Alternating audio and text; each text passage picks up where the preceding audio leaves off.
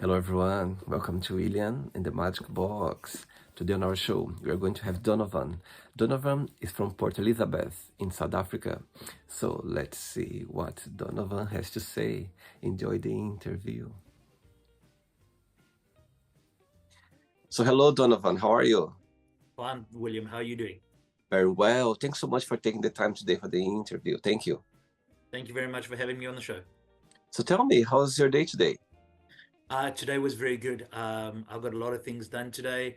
Um, Sorted out a lot of things, put out a few proposals.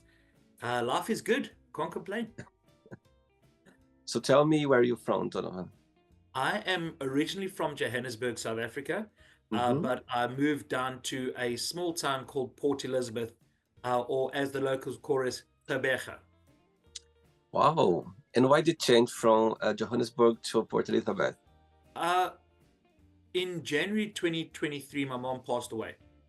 Mm-hmm. And I just lost my job and my mom passed away, and I just felt I needed a change in my Okay.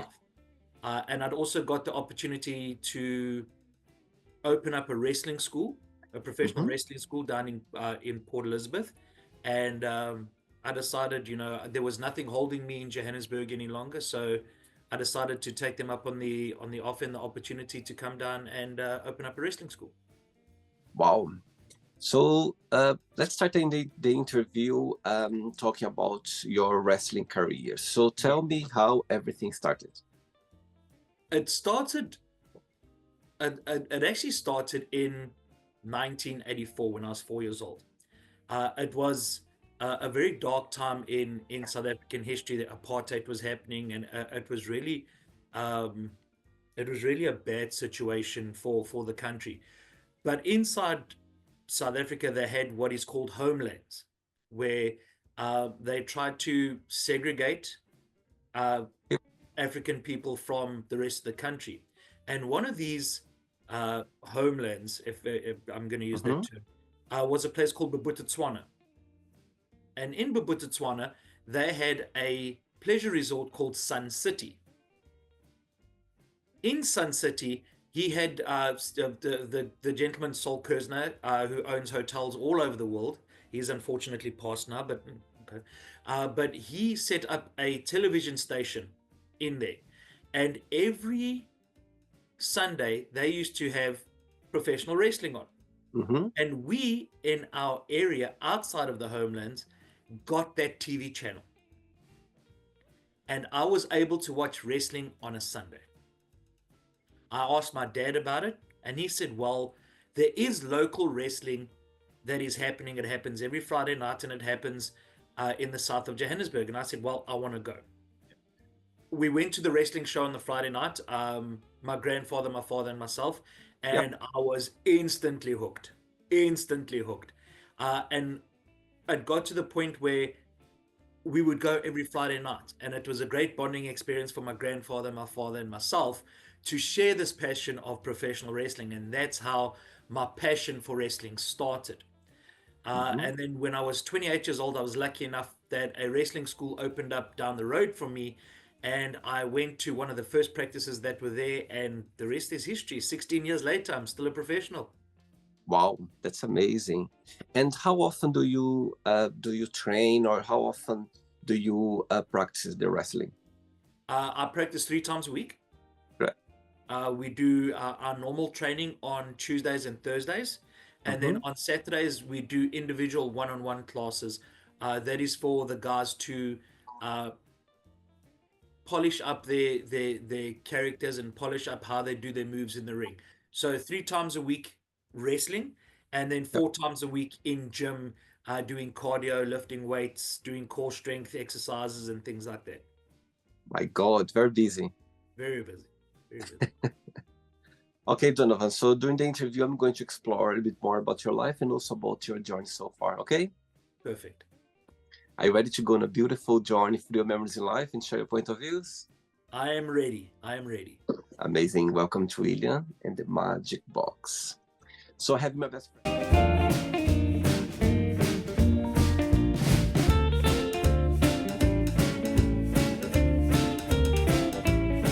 full of run the fun questions, okay?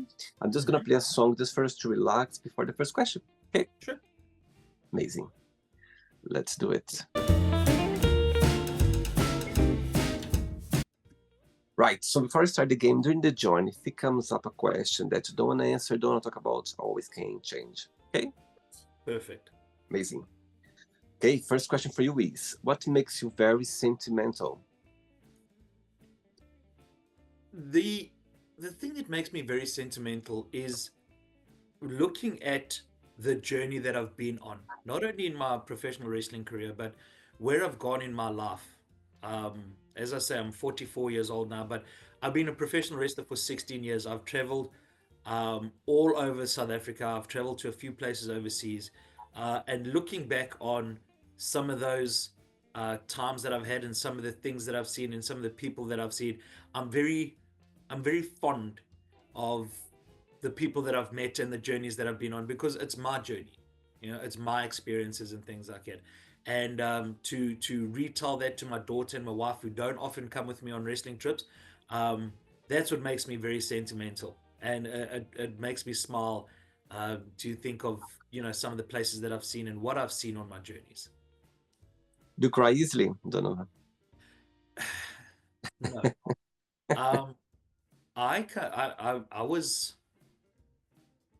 I came from a family that um, wasn't very that I got a lot of love. I came from a very loving family. My mom and dad were married for 37 years. It was a very loving and very caring Oh, environment. But as far as showing emotions and things like that, not necessarily, mm-hmm, because uh, in our side of the family, white Afrikaans males, um, we weren't allowed to show emotion. So a lot of the times when you had emotions, you were told to put that aside. You need mm-hmm. to be a man. Right, And I think it's a problem that a lot of men face all over the world, is it's that we true. weren't able to express ourselves, and we're getting to the point now where um, I say this a lot to other people when I'm frustrated. Allow us to feel our feelings, because Absolutely. although we're not crying, we may be frustrated with the situation, and allow us to be frustrated with that situation, because when we're frustrated with that situation as a man, and you know this, that we are able to see a different picture once we are able to get rid of our emotions. We're not in that emotional state anymore. We go into the logical man state of how can we fix it, and a lot more constructive constructive ways that men have now released those feelings happens now. So I'm not one of those ones that cry easily, but Mm-hmm. I'm trying. I'm trying. No, I totally get your point, Donovan. I think we've been raised in a way that we cannot cry. Cry, it's a sign of weakness, and actually, it's the opposite side. I think crying or being sentimental, express your feelings. It's a big way. It's a big uh, thing that a sign of being strong, you know what I mean? Because crying or be vulnerable, it's ask for help as well. It's a big sign that it's being strong, because nowadays, I think nowadays with the technology, the way we live right now, I think people, they are more expressing their feelings, men particularly, you know what I mean? But still a long way to go. I think we still carry you know our past, that we need to be strong and hard and tough and all of that. Absolutely. Absolutely. Agree Amazing. with you Cool. 100%. Next question. Let's do it. Next question for you is, how would you like to be remembered in life? Yeah, this is a tough question because I actually had this discussion with the owner of the wrestling company that I'm affiliated with and my wife. That I've been a wrestler for 16 years, and I felt now my career is winding down in the ring. This is why I've taken Mhm, the opportunity now to start training the next generation of wrestlers. I would like to be remembered as, and this is going to sound weird, and I want you to bear with me, the tree that grew the apple that fell on Isaac Newton's head. I want to be remembered as the person that grew so many other well adjusted, well balanced, thoughtful men that I can put out Mhm. into the world, not only as professional wrestlers, but as people. That they can go out and they can be the best version of themselves that they can be by showing my passion in them for professional wrestling.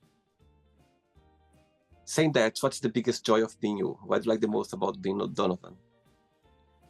The the the the fact that I can influence those lives, because not only am I now running the professional wrestling school, but we also do an anti-drug and anti-bullying campaign in the wrestling school. So we go to primary and we go to high schools. We go in the UK, that'd be junior and secondary schools, and we Okay. go and talk to the kids about how you confront bullies, how you deal with bullying, how you deal with peer pressure into taking drugs, and things like that. And gangsterism in my province is a very very big and a very very real thing. So we are able to go out into schools and into communities and talk to the kids about how they can handle themselves in that situation. What is good conflict resolution in that area? And I am very very blessed. I live a very charmed life in that I'm able to talk to these kids on a personal level, because when I was in high school I was bullied. you know Hmm. I did partake in abusive substances and things like that, but I managed to get through it, and Right. able to share my experience with them, how I got through those, and how I became a well-adjusted person, with sports and with professional wrestling and discipline and diligence and things like that. I lead a very, very blessed life, and I'm very thankful for the life that I do have. That's amazing, Donovan. I think the fact that you are performing your passion, your career, at the same time as well, you are helping others and children. I think that's a good way for you to, to spread your knowledge, your passion with helping people as well. That's great. Thank you very much. Next question. Let's do it. Yes.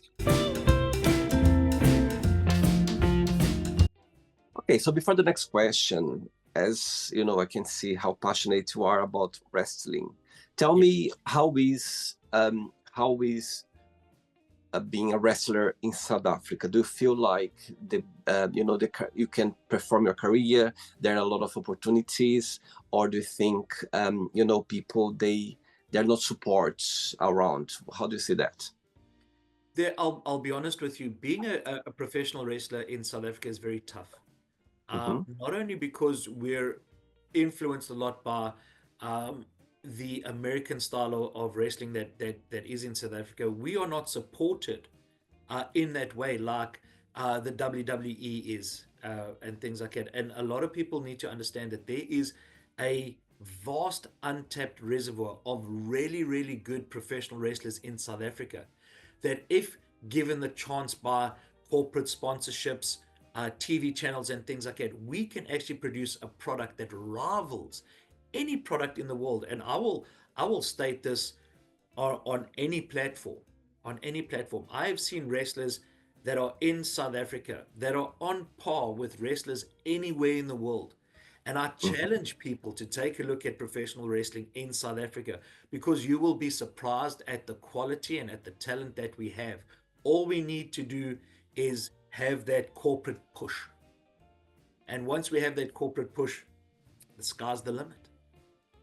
And what's something it's missing to get there? What do you think is missing that support to happen? We Our culture is very much embedded in our three traditional sports, which is cricket, rugby, and soccer. Okay. And there's been a push in the last few years to get things like field hockey, netball, women's rugby, women's soccer out into the mainstream, and that's fine. That's good. I'm glad that they're having an opportunity. But there is basketball that is just as popular in South Africa. There's professional wrestling that is just as popular in South Africa. There's archery that is just as popular in South Africa. Karate, MMA, that don't get that funding that Mhm. the is poured into the major sports. And not everybody is a rugby player. Not everybody has the coordination to be a cricket player. Not everybody has the heart to be a netball player, but they can do archery, they can do esports, they can play field hockey, they can be professional wrestlers. And that is the opportunity I think is missing in South Africa. I That see. those sports are marginalized and largely ignored. I see. Okay. Next question is, what does success mean to you? Success is not about wins and losses. Mhm. And a lot of kids' mentalities need to understand that when you are a team player, it's 11 people as a collective that go forward and win. You got a scoreline 1-0 or 2-0 or 2-1 and things like that. And success for me is not the result. Mhm. The success for me is the journey, how you get to fulfill your potential. Success is not about I've won 63 medals, but I've lost 163 matches. It's not about that. It's about putting the best performance that you can. Yep. And a lot of kids need to understand, and a lot of parents need to understand that the pressure on their kids to be the rugby player or to be the scholar and things like that is sometimes unnecessary, because Mhm. what you deem a victory for yourself is not a victory for another kid.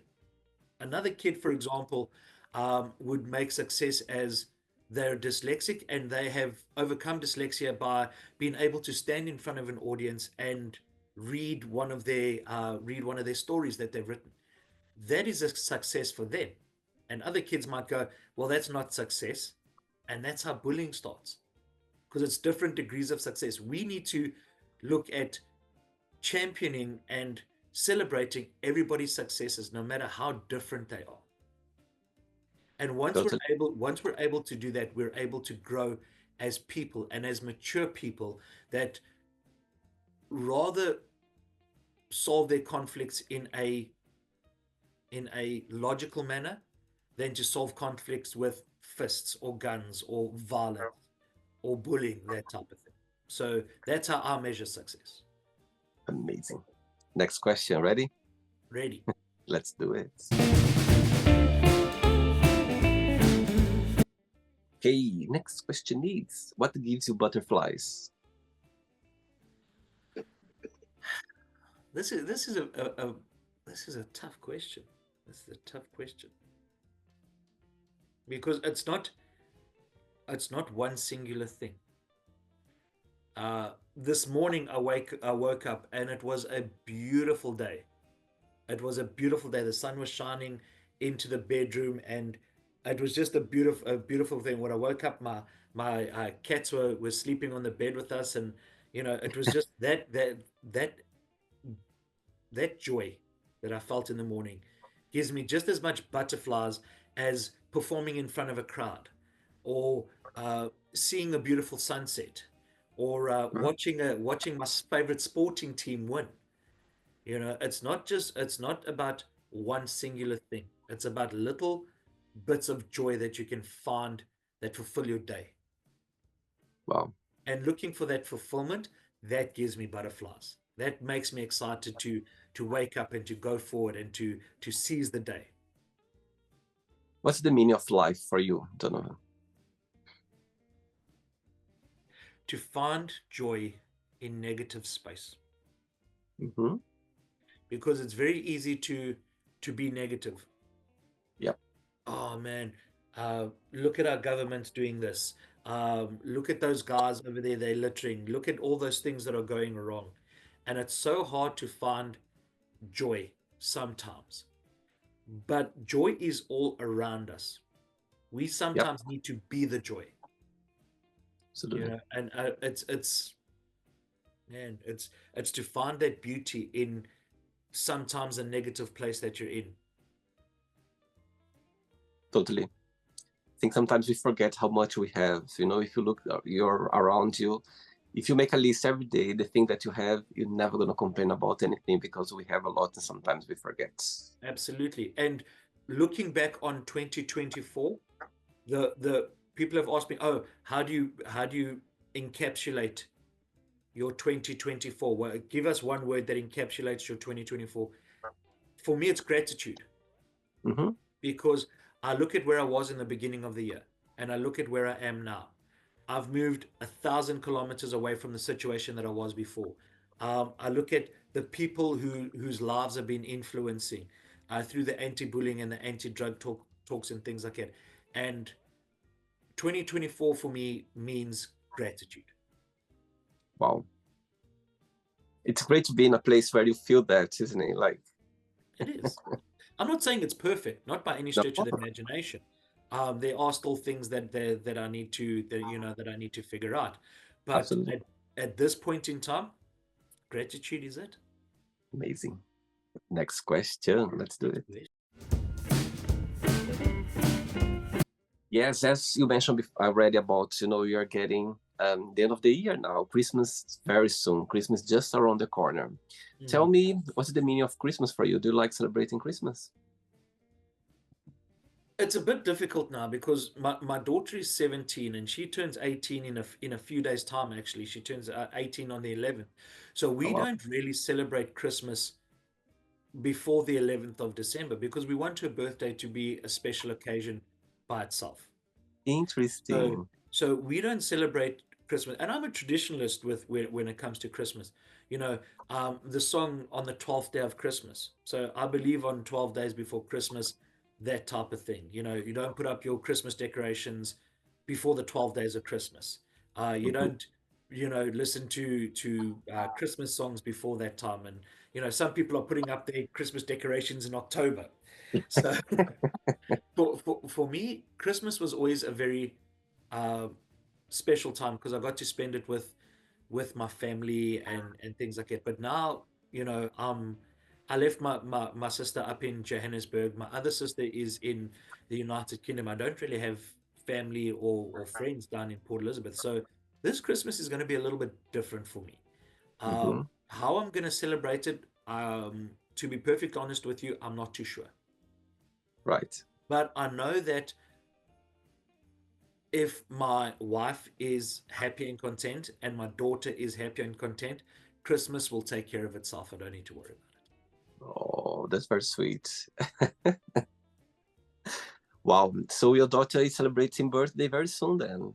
Yeah, she'll Wow. actually be 18. She'll actually turn 18. So it is a very special birthday for her, and we've planned a few things for her. So we hope it's going to be special for her, and it's going to be a special time I'm, for s- her. Um, I'm I sure. just plan to make it the best day that she can have. I'm sure it will be.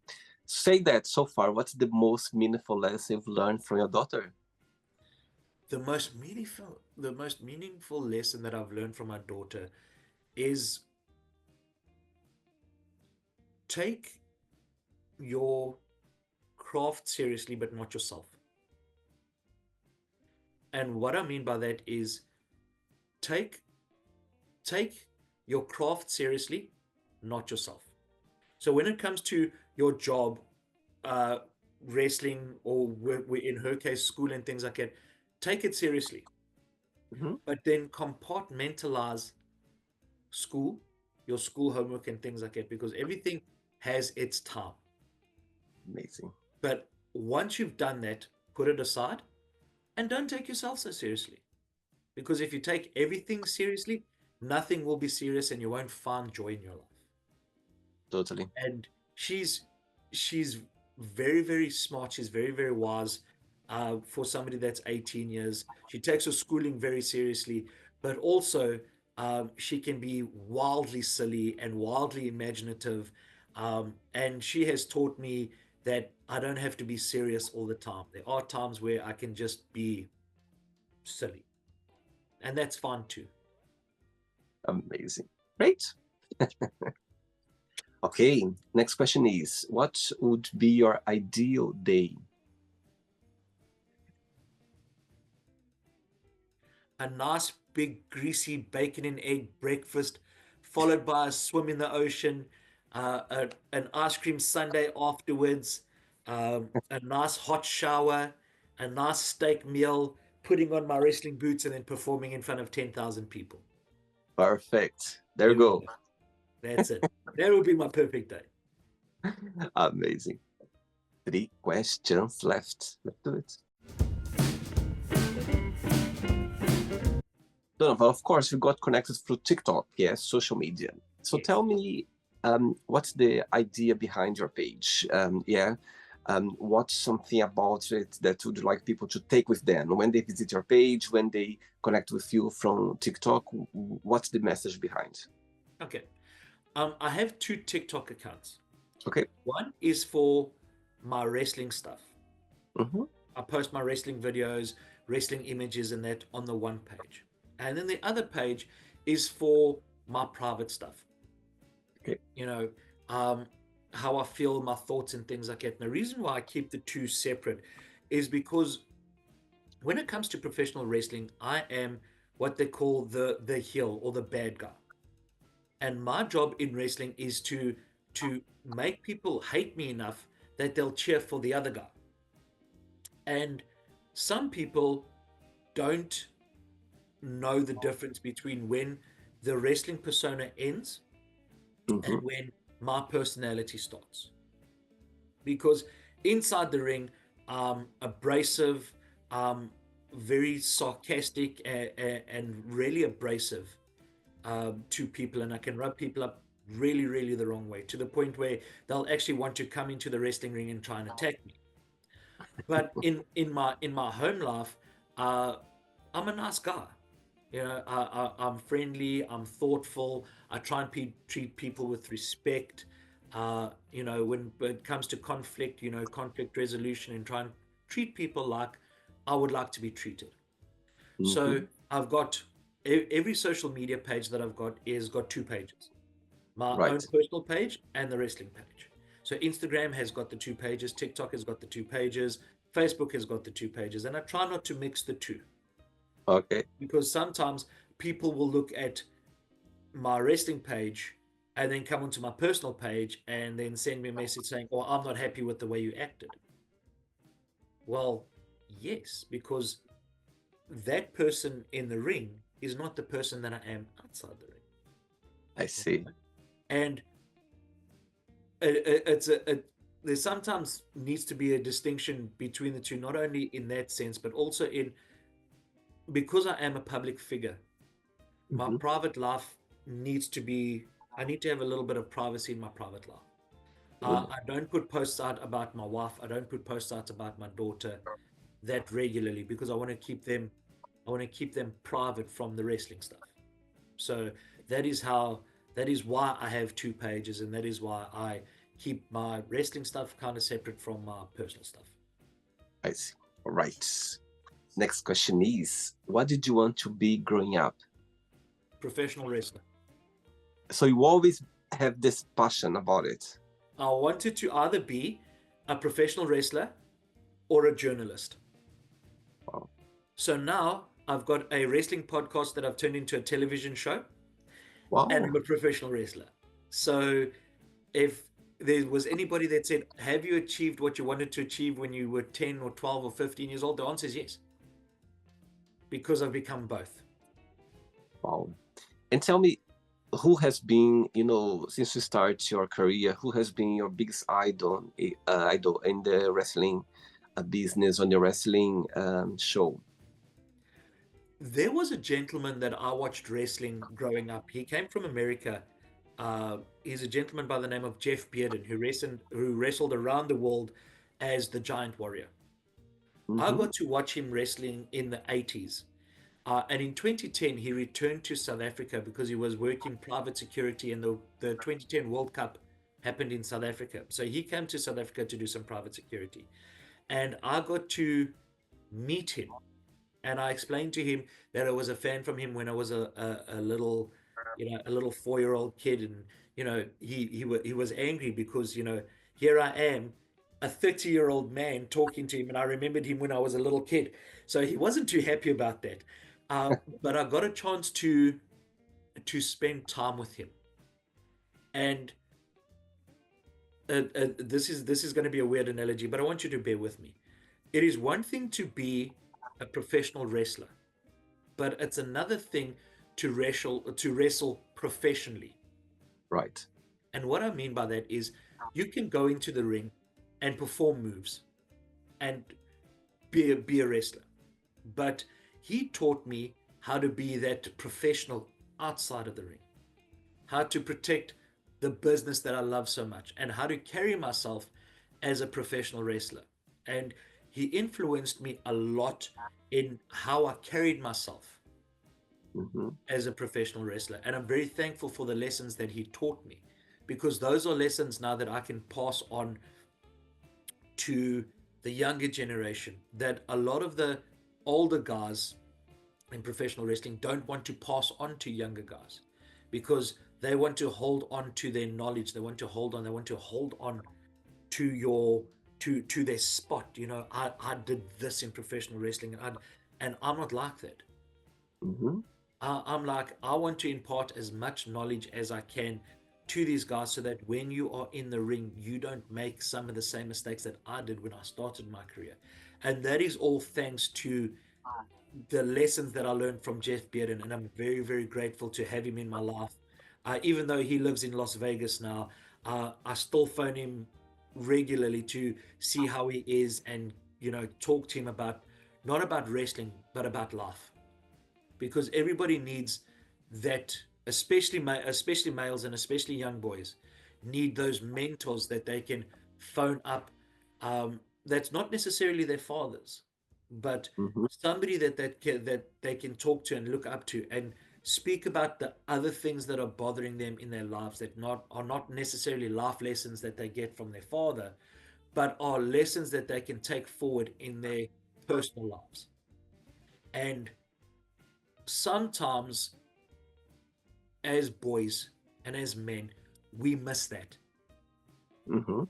And I'm sure you'll agree with me that there are sometimes things that cannot discuss with a brother or a father or an uncle, but you need advice on because it pertains to them, Totally. and you need to know how to regulate that advice because you can take advice from everywhere, but how you regulate that advice and how you bring it forward, that's what makes men. Totally. That's what makes men well adjusted men that can resolve issues, that can regulate their emotions, and that are communicators. And when men are those things, they are better within themselves and the men that they portray out to the world. Totally. And I'm sure people around us appreciate that as well because they can see the best of us. That's it. That's it. 2 questions left. Sure. Let's do it.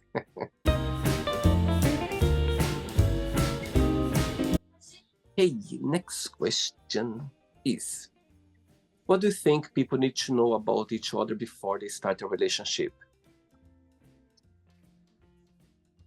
I am very fortunate.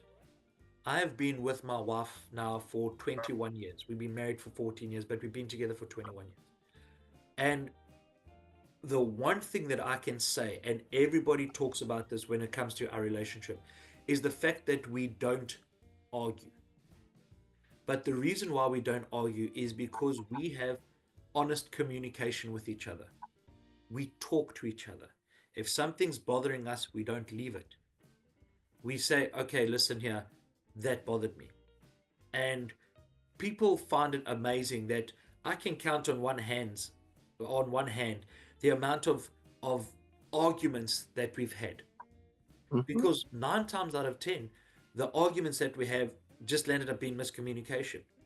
Yep. Oh, I didn't hear you, I'm sorry. Donovan, you didn't do the dishes. Okay, well, I was busy with something else, but I am going to do the dishes. um I'm sorry that I've let it go on like that. I'll do them now. I cook in my house, I clean in my house, I do washing in my house, but my wife does exactly the same thing. My daughter does exactly the same thing. The Mhm. one thing I can say to each other is communicate. Well, If you're not happy with something, talk about it. Because 9 times out of 10, it is a miscommunication. absolutely. You get home, you're tired from work, you just sit down on the couch. Honey, what happened to your day? I don't want to talk about it. No, No. man, it was a rough day. Just please give me a few minutes. I just want to have something to drink. I want to just go to the bathroom. Once I've done that, let's sit down and talk about it. Let's give me three interesting things about your day, and off you go. Honest communication. That's all you So, need. That's all you need. And of course, you need to like the person because, you know, if you be married for 37 years and you don't like your wife, well, that's on you. as I can see your eyes shining talking about your wife, you can send her a message right now. She's watching. What would you say? She she she picked up a bit of a bit of a summer flu, so I want her to get well because she hates being sick, and I don't want to see her unhappy. So I just like her to get well, to look after herself. She needs to hydrate. She needs to have something to eat. She needs to take her medication, and she needs to get healthy because we've got a birthday party to plan.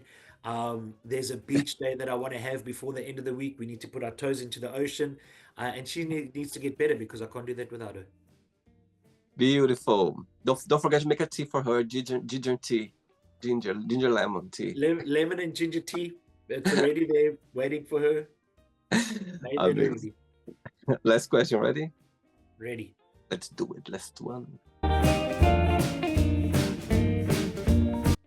Donovan, before the am I saying right? Donovan. That is correct. Donovan. Before the last question, tell me a moment in your career, a moment or a situation that you're never gonna forget, that for some reason always gonna have a special place in your heart. The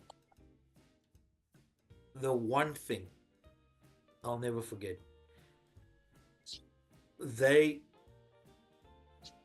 I was going through a bit of a hard time in professional wrestling. And I kind of lost my focus.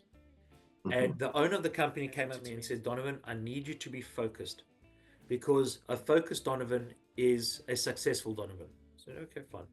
What can I do in my capacity as a professional wrestler to become more focused? He said, all right, I need you to do me a favor. I need you to lose 15 kilograms. I need you to work harder in the ring. And if you can show me that you can work hard, we are going to give you a title opportunity to become All Africa champion. So I said, all right, fine. All I need is the opportunity. So I went and lost 20 kilograms. I put on a lot of muscle. I worked hard in the ring.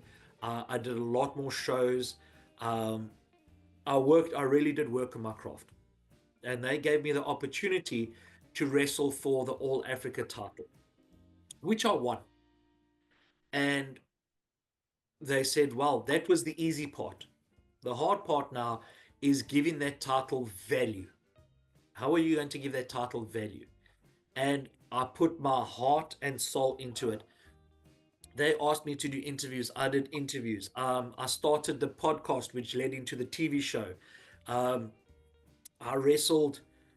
I defended that title 52 times, all over the continent, and I managed to hold on to that title for 3 years.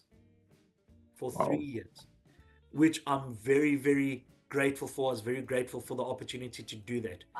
But I needed to find that within myself because at that point in time, my confidence had dropped to such a level where I couldn't see it in myself, but Mhm. other people saw it in me.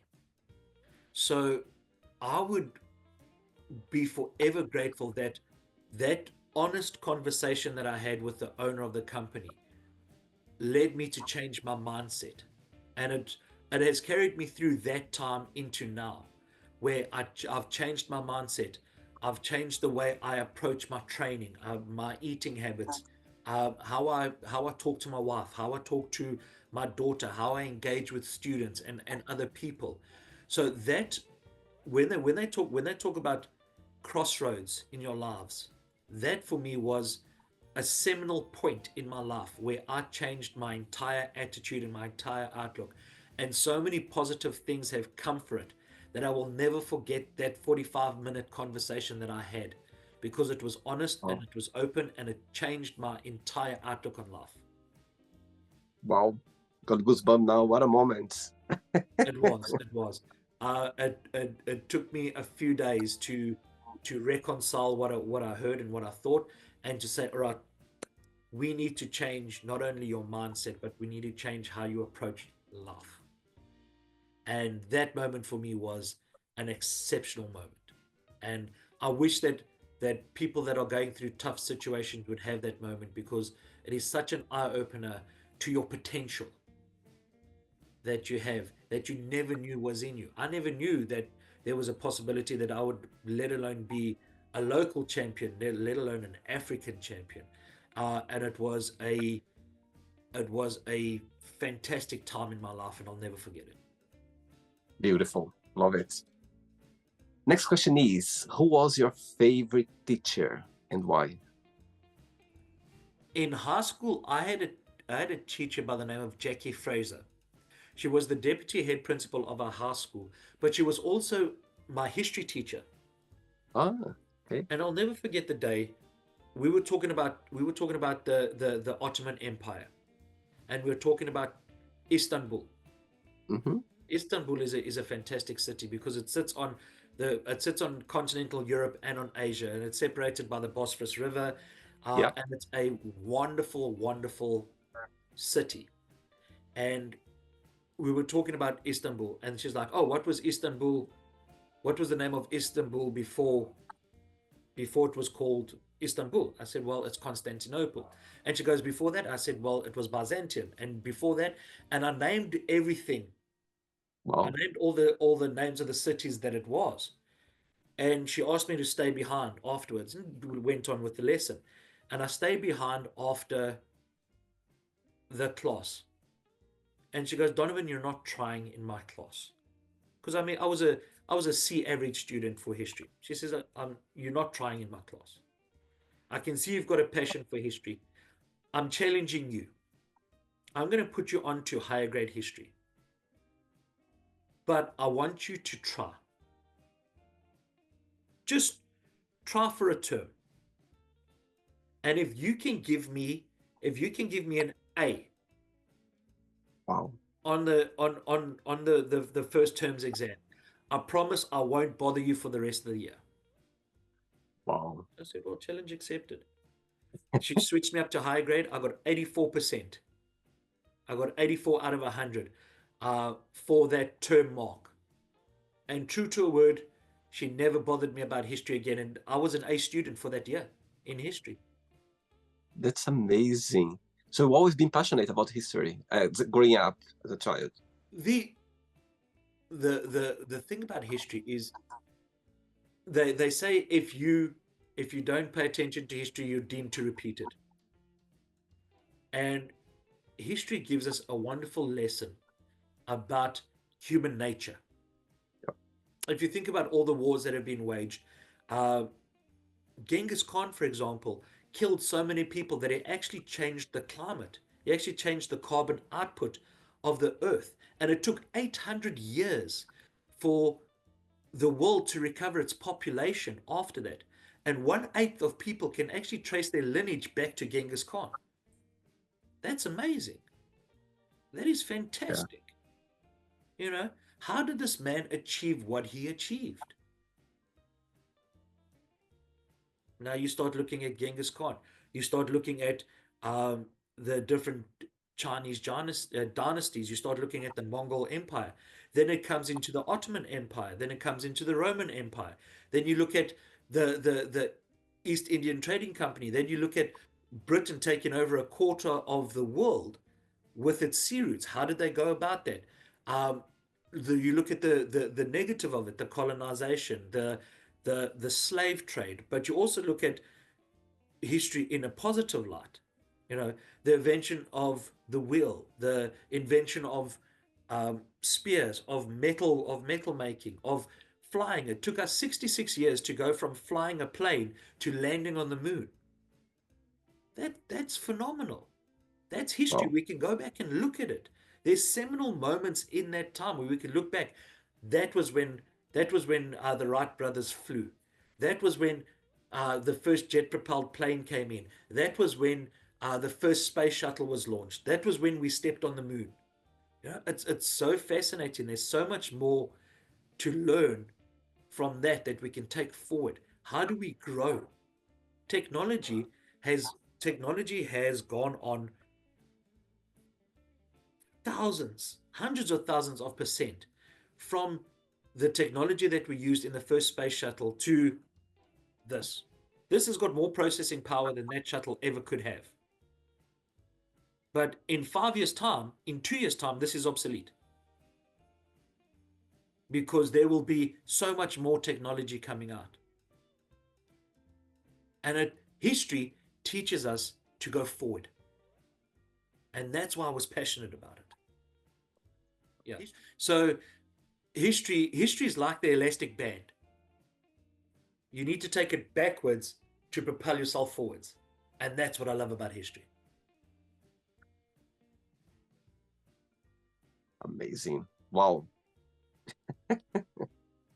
I love the you know the I can see, actually I can feel your passion about it, and I think your teacher, she could spot that straight away. That's amazing. Yeah, she was one of the few teachers that I actually sought out when I left school because she could still teach me so much about just about being a better person. Just about being a better person. It's fantastic. Amazing. Everybody needs a teacher like that. Totally. Funny enough, growing up as well, back in Brazil, I had a lovely teacher. I had actually, I could say two or three that I always gonna remember. And Mm. there was a teacher, I was growing up back in Brazil. I was playing volleyball for years and I was passionate about volleyball. And Yeah. she was teaching, you know what I mean? And she, there are so many moments at school that I felt so protected when she was around. I was Yes. bullied at school. I was bullied. I had this, but when she was around, I just felt like I literally could be myself because I knew she was there to That's it. protect. That's it. And guess what? I invited her for the Magic Box, and she did it. We did the interview, and it was amazing. And Fantastic. when I was telling her about the story that she didn't know, she was like, "Oh my God, Will, I didn't know that I was giving this impact in your life," and she felt Yes. emotional. She almost cried when I told her that because it was a great memory. It's amazing. Yeah, teachers, they leave a big impact for sure. Yeah. And that's, the question that you asked earlier about about being passionate about what you want to carry on and things like that and what you want to be remembered for. Yeah, I I would like to have that when wrestlers are talking about when they've retired and they're talking to their grandkids about their wrestling time and things like that. And I want them to say, I had a teacher uh, called Donovan who taught me so much about not only professional wrestling, but how to be a professional outside the ring, how to be a better person outside of the ring. I'm carrying Mrs. Frazier's legacy forward because that's what she totally, did for me. totally amazing. So the yet, let's play now the word association game. Okay, I'm going to give away some words. Just the one word that comes to your mind. Quick thinking. Okay, let's start with money, Happiness, family, closeness, life, a gift fear, to be conquered, love, precious, politics. unnecessary, I like the way you said unnecessary. unnecessary, Sex, special, religion. unnecessary, I'll always remember that unnecessary. unnecessary. Because think about it. Friendship. Think about it. How many wars have started over religion and politics? Oh my God, we could go on and on. There we go. Yes, There we friendship, go. Special, desire. necessary. Oh my God, I thought you said unnecessary. No, no, No, no, no. I would agree with you. I'll say no, necessary. necessary, necessary. Regret, Unfortunate, success, Immeasurable. Wish. Granted. Happiness. Happiness. One word for Johannesburg. Tough. One word for Port Elizabeth. Content. South Africa, one word. Beautifully tragic. Nelson Mandela. Conflicted. And the last one now, wrestling, one word. Passion. Amazing. If I would meet your wife for a coffee and I would ask her, define Donovan in one positive word and one negative word only, what she would say? Oh my goodness. Do you want the positive first or the negative first? Let's start with negative first. Rude, impatient, opinionated. Oh my Uh, God. whew, there's so many. There's so many. Positive, one word. What should say? One word. Courageous. If I'd ask the same question to your daughter, would be the same answer? I think my daughter would call me crazy. As Because positive or negative? a bit of both. A bit of both. Okay. Okay. I think also honesty. Because we have a very good relationship with my daughter. Because of the fact that we treat each other with respect and honesty, we respect each other and things like that. We've never been the type of parents to mince words with her. We never try to sugarcoat anything. We never try to hide anything from her. So we really do have an open and honest relationship with our daughter, and she's been open and honest with us. And not a lot of parents have that. So she'll probably say crazy. She'll probably say honest. Um, she will probably say old at the same time. But she's 17. What does she know? She hasn't even experienced life yet. Almost 18. Almost Almost there. 18. Almost 18. Let's play now Donovan and the Magic Box, and you can ask me a question. Before you ask the question, what's your favorite Afrikaans word? My favorite word in South Africa is probably the word lekker, which means nice. Lekker means what? Means nice. It means good. Ah, okay. Because you're having a traditional South African barbecue called a braai at home, and you smell that thing and you go, yes, it's lekker. Lekker. Or you watch the Springboks the playing and you score a try. You go, hey, let's lekker. It's such a emotive word. I love that. And it's a word that transcends color, it transcends race, it transcends everything. Africans know it, colored people know it, Indians know it, South African whites know it, people that come from all over the world come. What's the first thing they say about South Africa? Hey, it's lekker. Lekker. It's I'll lekker. remember that. Okay, Donovan, you can ask me a question now. Growing up in Brazil, Mm-hmm. now we know that Brazil is a developing country with its Yep. own sets of challenges and things like that. Growing up in Brazil, did you feel that you had a unique place in the world to bring forward a different perspective to people that have met you before? Wow, my God, what a question. As you know, Brazil is a massive country, massive country. I think where I come from, we come north of Brazil, so it's a massive state. However, it's a lot of nature, and there are a few cities, of course, the capital, but it's not all of well developed. Compared with big cities like São Paulo and Rio, and other big capitals in Brazil. It's interesting the question, Donovan, because growing up back in Brazil, I was literally I come from, my family's very, working class, and never had like big opportunities. The first time I saw the sea in my life, I was 18 years old. The Wow. closest sea to me, it was 2 hours by plane, the closest. So back in the 80s, for me, it was a luxury to travel to Mm. the seaside, at the time. Um, but fun enough, I've been raised to my parents. They were very straightforward. They were realistic. At the same time, as well, they were very they encouraged me all the time. For me, that I remember once, and I never forget this situation. I remember I had some neighbors, and they were rich. They were traveling. They were going to places. And one day I came to my mom and I said, "Mom, I would love to go to the seaside one day. I would Yeah. love to go." And she was like, "Don't worry, you're gonna go one day. I'm sure you will. So just take time. Some people they go first, some people but your time you arrive." And I never forget Yeah. that, because at the time I said okay, and I carry on with my life. I was playing around.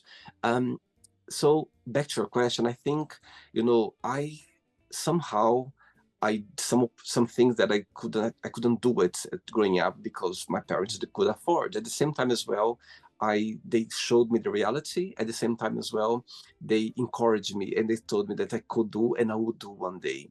So Yes. when I look back, Donovan, I believed that I never said okay, I cannot do it. I never had this word in my vocabulary. Oh, I cannot do Yes. it. So I won't do it. So growing up, I always had this willpower, you know what I mean, Mm. and it comes from my parents, and so I was very fortunate that that's somehow. I didn't understand at the time, but now when I look back, you know what I mean. I'm so grateful for that mindset that was somehow, passed to me. That I could go. My God, I was 19 when I left Brazil all the way to Portugal. So imagine, you know what I mean. So Yes. it all comes back to there. You know what I mean. I always felt that I could do it. That Mm. nothing could stop me. If other people could do, why I couldn't as well. So back to your Exactly. question, I think I would say yes, because even though I didn't realize at the time growing up, but I knew I could make it. And sometimes when I look back, but my God, I was 19. I was like, how did I cross the whole world? You know what I mean, on my own, Yeah. literally after my dreams. You know what I mean?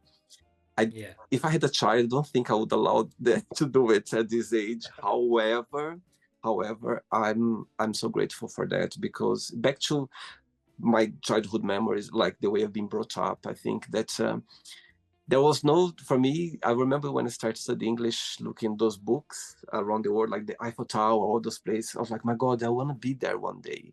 I don't know how I'll get there, but I just knew it, that somehow I would make it. Mm. So I don't know if I answered your question, but that's how I saw it. That's how I just realized when I moved from Brazil, when I started to live on my own and understand more about life, and when the college, the university called life, I Yes. entered. That's There we go. how I There we started go. realizing those things. Because until then, I was just dreaming. I had these pictures in my mind. But when I arrived here in Europe, that's when my university started, and I Yeah. didn't have a plan B, just plan A, because plan B was back in Brazil, my parents. So I just had plan A at the time. So yeah, I hope Yes. I answered your Yeah. Yeah. question. That was perfect. That was perfect. Did you enjoy the interview? Very much so. Thank you very much for having me on. It was a pleasure meeting you. I love the questions. They were thoughtful and insightful, and I hope I answered them to the Awesome. best of my ability. Absolutely. Thanks so much again. Thanks for taking the time for the interview. We made it. Yes, I'm glad that. Thank you very much. I Amazing. appreciate it. I And I appreciate it. wish you all the best as well with your podcast, yeah, your things that's coming through now regarding your career as a wrestler. And before you go, if you can share a positive message or anything that you live by. Do not waste your potential on people that you wouldn't take advice from. There we go. Amazing. Thank you very much for having me Again, on same the show, and I wish you all the best and you many too. many subscribers. Absolutely. And Merry Christmas for you and your family, and happy birthday for your daughter when it comes for her 18th birthday. And we keep in Thank you very touch. much. It was a pleasure to have you on the show, okay? Have a good Thank you night. very much, and I wish you a very, very, very safe festive season and a very, very prosperous 2025. For us. Thank Take you very care, much. okay? Have a good Cheers. night. Bye bye. Bye Take bye. care. Bye. So, did you like the show? Don't forget to give a like, to share it, and also don't forget to subscribe to the channel.